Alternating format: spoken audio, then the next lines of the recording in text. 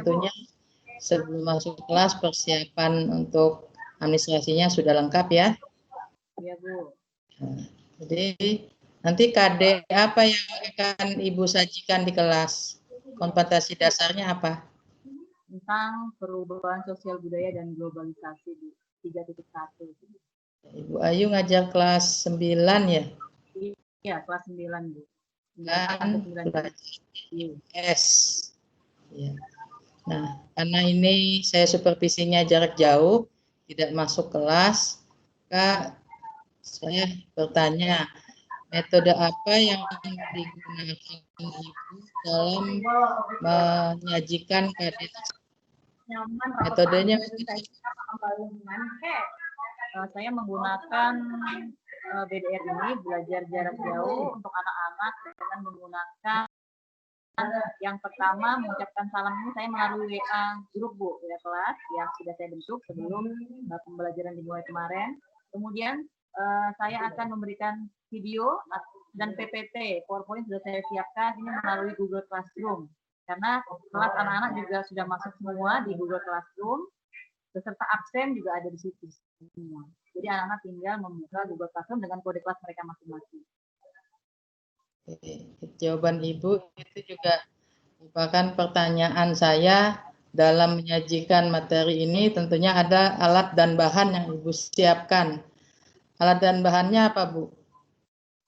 Menggunakan smartphone dan laptop, Bu. Anak-anak boleh menggunakan laptop atau smartphone yang mendukung untuk membuka aplikasi tersebut. Untuk bahan mungkin buku pegangan siswa yang sudah kita bagi untuk ke seluruh siswa, dan saya juga punya buku pegangan guru IPS. Nah, karena saya tidak melihat Ibu mengajar di kelas, maka tolong ceritakan tahapan pembelajaran yang akan Ibu sajikan di kelas. Tahapannya seperti apa, Bu? Baik, yang pertama, ini biasanya saya membuka kelas ini dengan menghubungi anak-anak melalui WA grup. WA grup saya mengucapkan salam dengan anak-anak. Kemudian saya bawa anak-anak untuk berdoa bersama. Kemudian saya share link untuk kelas aplikasi yang saya gunakan pada saat itu, apakah Google Form untuk latihan soal dan Google Classroom untuk men-share video pembelajaran yang saya buat. Kemudian anak-anak saya bawa masuk ke kelas Google Classroom. Di situ saya buka kelas diskusi, Bu.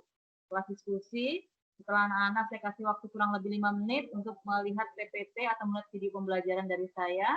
Kemudian anak-anak saya bawa untuk berdiskusi. Kira-kira dari materi yang saya sajikan, ini apa saja yang masih mereka menemukan kendala, itu langsung bertanya melalui Google Classroom. Baik, Ibu. Ya, Bu. Itu tahapannya ya. Tentunya dalam mengajar juga ada persiapan list yang Ibu buat. Ya, misalnya LK. Itu ada, Bu, Ibu buat. Ada, Bu. LKPD saya buat di akhir materi, Bu. Biasanya saya seling-seling, misalkan minggu ini materi tersampaikan, kemudian minggu depannya atau pertemuan berikutnya baru saya kasih lembar kerja itu supaya anak-anak lebih mengetahui atau lebih paham dari materi yang saya sampaikan. Ada LKPD. Nah, di dalam mengajar, walaupun tentunya yang materi yang Ibu bawakan ini, Ibu bisa memprediksi yang dianggap sulit itu oleh siswa itu berdasarkan prediksi Ibu yang bagian mana, Bu, biasanya? Yang sulit siswa itu mendapatkannya gitu dari entah itu dari penjelasan Ibu atau apa? Bagian yang mana, Bu, dari materi yang Ibu sajikan itu? Biasanya anak-anak ini kalau materi di perubahan sosial budaya ini, anak-anak susah untuk memberikan contoh di dalam bentuk-bentuk perubahan sosial. Bisa contohnya bisa tertukar, misalkan bentuk perubahan sosial pada evolusi atau revolusi ini bisa tertukar-tukar, Bu. Makanya penjelasannya agak lebih pelan-pelan supaya lebih lagi. Nah, tentunya juga selain Ibu bisa memprediksi materi yang sulit untuk siswa, tentunya kompetensi apa yang Ibu harapkan dari siswa itu yang bisa siswa dapatkan, kompetensi apa dari materi ini yang bisa dimiliki siswa setelah mengikuti pembelajaran dari Ibu. Saya harapkan siswa-siswi yang mengikuti materi perubahan sosial budaya ini, mereka mampu untuk menerapkan perubahan-perubahan yang terjadi dalam kehidupan sehari-hari, tidak hanya berdiam diri. Jadi mereka harus siap dengan perubahan apapun yang terjadi, dan mereka harus memiliki filter atau menyaring mana perubahan sosial yang kira-kira positif itu bisa diambil, dan mana perubahan sosial yang negatif ini bisa kita buang. Baik, Ibu. Pertanyaan selanjutnya, apa yang perlu mendapat perhatian khusus pada pembelajaran yang Ibu sajikan? Mendapat perhatian khusus supaya anak-anak itu fokus gitu nah Bu, tidak apa melebar dia berpikirnya. Ini Bu, menurut pemikiran tentang penjabaran perubahan sosial budaya ini kan banyak pengertian-pengertian Bu ya, menurut beberapa para ahli. Jadi ini saya ambil dari contoh-contoh para ahli itu, saya ambil satu kesimpulan saja. Saya simpulkan pendapat-pendapat tersebut menjadi satu supaya anak-anak tidak mempunyai pemikiran-pemikiran yang lain. Jadi tetap fokus untuk satu pengertian bahwa perubahan sosial budaya ini sesuatu yang terjadi pada perubahan-perubahan di dalam masyarakat. Begitu Bu. Baik Ibu, terima kasih informasinya. Ya, tentunya juga rencana pelaksanaan pembelajarannya disiapkan ya sesuai dengan apa yang Ibu paparkan tadi. Semoga sukses Bu. Terima kasih informasinya. Terima kasih Bu. Assalamualaikum warahmatullahi wabarakatuh. Waalaikumsalam warahmatullahi wabarakatuh.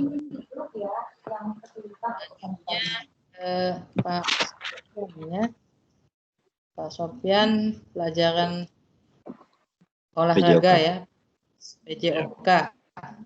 Oke, pertanyaannya sama ya Pak.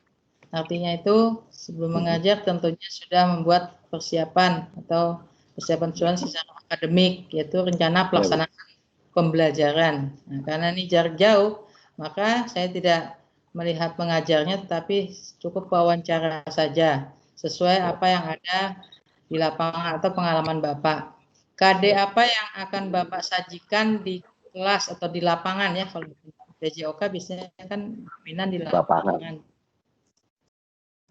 Ya, saya menggunakan KD di KD atau kompetensi dasar. Oke, saya menggunakan KD 3.1 Bu tentang. Iya Bu, jaringan. Ya, saya menggunakan KD 3.1 memahami variasi dan kombinasi gerak spesifik dalam berbagai permainan bola besar, terutama dalam permainan bola voli Bu. Halo. Nah, metode apa yang digunakan Pak? Metode saat ini kan penyajian metode saat ini kan karena dalam masa pandemi, maka kita menggunakan pembelajaran jarak jauh Bu, tentang apa menggunakan video conference atau menggunakan classroom atau media yang sudah disepakati bersama. Tentunya dari metode alat dan bahan ya, tapi tadi sudah jelas alatnya itu smartphone ya. Ya, smartphone. Ada yang lain Pak? Ada Bapak bikin video misalnya? Ya, yang jelas dalam masa pandemi ini kebanyakan kan karena kita praktek, maka saya harus membuat video pembelajaran tentang permainan bola voli Bu, baik itu dasar permainan bola secara dasar maupun permainannya. Pelajaran di lapangan tentunya menarik ya Pak. Nah, Ya, Bapak sajikan main voli ini ya. Tahapannya seperti apa Pak? Ya. Ya Bu, bisa diulang, putus Bu. Tahapan apa yang Bapak lakukan dalam menyajikan materi ini pada anak-anak? Tahapannya adalah ya. Tahapan yang pertama karena kita tidak bisa praktek Bu, yang jelas kita menggunakan 2 kali pertemuan biasanya. Tahapan pertama itu saya memberikan sebuah materi di video, lalu tahapan berikutnya saya ada penilaian akhir, Bu. Biasanya begitu. Apakah nanti mereka melaksanakan praktek atau gimana di video terakhir, Bu? Mengerti bahwa anak-anak itu sudah paham atau sudah menyampaikan kepada kalian, kepada mereka ya Pak ya, materi yang Bapak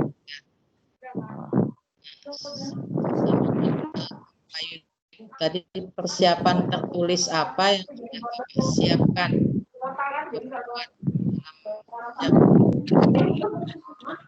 Putus, Bu. Halo? Persiapan tertulis yang Bapak siapkan. LK atau bagaimana? Mohon maaf, Bu, putus. Persiapan apa yang Bapak persiapkan dalam penyajian materi ini? Persiapan tertulis maksud saya. Oh, persiapan tertulis. Ya. Oke, persiapan tertulis saya paling ya sederhana saja sih, Bu, sebenarnya. Untuk persiapan buat anak-anak itu saya harus menyiapkan rangka pembelajaran saya sendiri, kemudian anak-anak harus diarahkan, kita harus kemana dulu, kita pelajari pemanasan seperti apa, tapi tidak dilakukan. Jadi kita hanya melakukan apa yang ada di buku paket mereka saja, Bu. Itu saja. Buku paket, ya. Nah, Ya. Kemudian menurut Bapak materi apa yang dianggap sulit oleh siswa? Menurut prediksi Bapak, yang sulit bagian apa Pak biasanya mereka itu? Oke, mungkin yang sulit dalam materi ini mungkin melakukan smash, Bu, karena smash ini adalah membutuhkan energi yang sangat power gitu daripada seperti passing maupun servis. Jadi menurut saya yang harus dilakukan anak-anak yang lebih agak sulit, jarang anak-anak lakukan bisa adalah di smash, Bu. Smash ya. Memang tadi selain apa perlu tenaga gitu ya.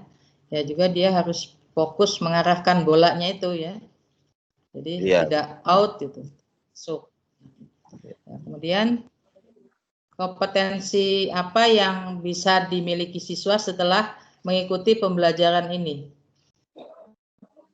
Kompetensinya apa Pak yang Bapak harapkan mereka bisa apa setelah mengikuti pembelajaran ini? Ya, minimal mereka memahami gerak kombinasi permainan bola voli itu sendiri, Bu. Artinya mereka bisa memahami permainan dasar dari bermain bola voli itu. Oke. Yang terakhir Pak, apa yang perlu mendapat perhatian khusus pada pembelajaran ini? Yang perlu mendapat perhatian khusus. Ya kan ini di lapangan dan ada alat, ada bola, ya bisa jadi tentang keselamatan mereka atau apa? Ya mungkin dalam bermain ini kejujuran nih, perhatian khusus saya kejujuran, karena kalau tidak anak-anak tidak jujur nanti bermainnya nanti ngawur gitu, Bu, sembarangan bisa mukul mengarah ke temannya atau seperti apa, mungkin kejujuran, Bu. Iya. Jadi harus safety ini Pak ya, pembelajaran seperti ini. Ya. Seperti saya hari ini untuk Ibu dan Bapak saya cukup sekian. Semoga nanti pada saat di kelas bisa berjalan dengan lancar sesuai dengan tahapan-tahapan yang Bapak Ibu ceritakan tadi. Amin. Dan terima kasih Bu. Ya, jadwal nanti saya infokan kapan jadwal untuk KBM-nya. Ya. Yang penting kita sehat, menjaga protokol kesehatan karena masa pandemi ini ya paling tidak hanya kita juga anak-anak kita juga diingatkan ya, untuk tetap menjaga protokol kesehatan. Mungkin itu Bapak Ibu yang saya informasikan, jadi nanti pada saat di kelas sudah paham apa yang akan Bapak Ibu lakukan. Terima kasih Pak Ayu, Pak Ian sudah mengikuti supervisi ini. Apa ada yang mau ditanyakan? Sementara tidak ada, Bu. Sudah jelas ya, meskipun kita pakai video conference. Terima kasih Bapak Ibu. Assalamualaikum warahmatullahi wabarakatuh. Salam sehat. Waalaikumsalam warahmatullahi wabarakatuh. Terima kasih Bu. Ya, sama-sama Bu.